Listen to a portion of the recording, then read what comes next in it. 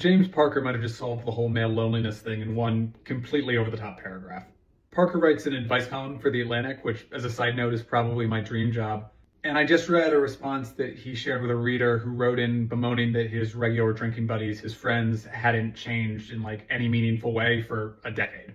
And Parker, in prose that I imagine sort of sparked flames around the keyboard as he was typing it, responds with this: "Do you really love these guys? Do you appreciate each one in his radiant singularity, while knowing in your heart that behind and beyond that singularity you share the same immortal, compassionate essence? Can you look at any one of your buddies holding a beer and getting louder or quieter as the evening progresses, and recognize his struggle as a child of God in a fallen world?"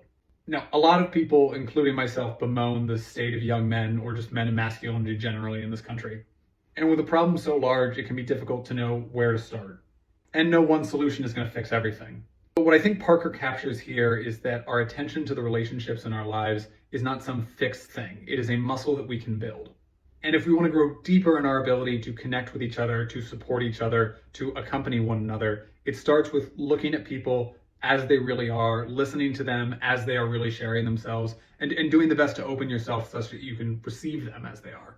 And I think actions and solutions, whether that's like a policy or a personal thing, are oftentimes downstream of our attention, both where we pay it and the quality with which we pay it. And for men in particular who can default towards more shallow levels of engagement in relationship, it strikes me that one of the solutions to the issues we are seeing currently with men ages 2 to 92 is fostering our ability to see each other, to connect with each other, to know and to love one another. The whole letter is short and you should read it because I think he captures a lot of great notes. Again, the prose is way over the top, but well done, Mr. Parker.